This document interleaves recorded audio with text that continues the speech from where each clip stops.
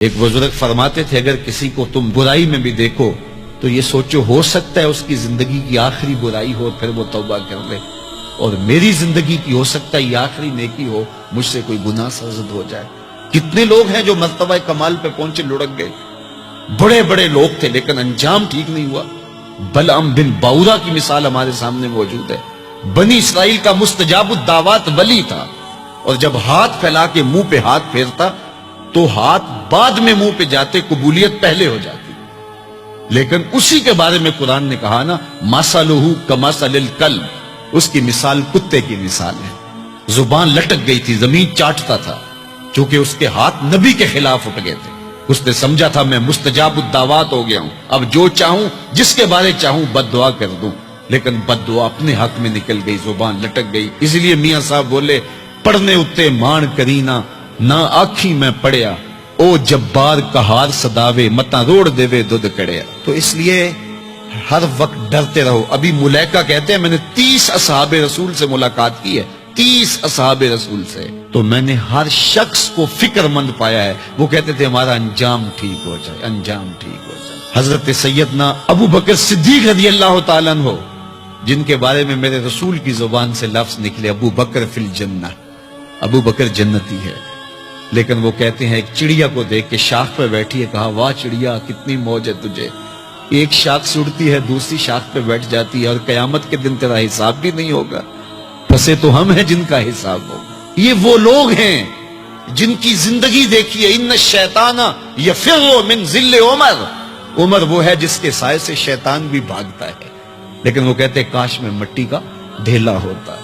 اللہ اکبر، یہ وہ لوگ ہیں جن کی زندگیاں تقوی سے عبارت تھی، اور اللہ کی خشیت جن کے سینوں کا نور تھا اور باطن کا سرور تھا۔ ہمارے بہت سارے معاملے اور بہت ساری خرابیوں کی جڑ یہ ہے کہ ہم نے اس دنیا کو اوڑھنا بچھونا بنا لیا۔ ایسے اس دنیا میں ہم زندگی گزار رہے ہیں جس طرح ہم نے اس دنیا سے کبھی جانا ہی نہ ہو۔ اس لیے دنیا کی بے رغبتی، دنیا کی بے رغبتی کا مطلب یہ نہیں ہے کہ ترک دنیا کیا جائے۔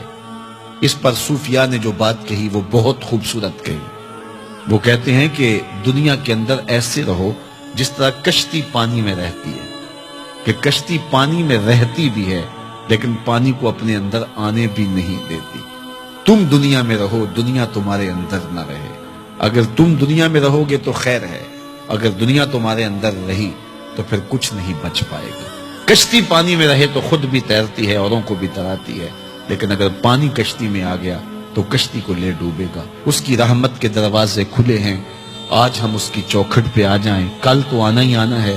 پھر جو کفن میں منہ چھپا چھپا کے آتے پھریں گے، کیا اچھا ہو کہ خود کھلے منہ سے اس کی رحمت کے دروازوں پہ آ جائیں۔ اس کی رحمتیں آواز دے رہی ہیں، یا ایھا الانسان، او بھاگنے والے انسان، او نسیان کے پتلے، او بھولے ہوئے، او بھٹکے ہوئے، راستہ چھوڑ کے جانے والے، مالک کی رحمت کی آغوش کو ترک کر دینے والے، آجا پلٹ کے، ما غرک بربک الکریم، آجا تیرا رب بڑا ہی کریم ہے۔ قبل اس سے وہ ماننے سے انکار کر دے، توبہ کا دروازہ بند ہو جائے، سورج مغرب سے طلوع ہو جائے، پھر بندہ ہاتھ کاٹے۔ کسی نے چیخ چیخ کے مجھے کہا تھا، کوئی رو رو کے ترلے منتیں کر کے مجھے کہتا تھا، میں اس کی بات کو نہ سنا، کاش کہ اس کی پکار کو سن لیا ہوتا، اس کی آواز پہ لبیک کہہ دیا ہوتا، اور میں اس کے ساتھ چل پڑتا، اور وہ مجھے انگلی تھام کر محمد عربی کی چوکھٹ پہ پہنچا دیتا، تو آج یہ رسوائیاں میرا مقدر نہ ہوتی۔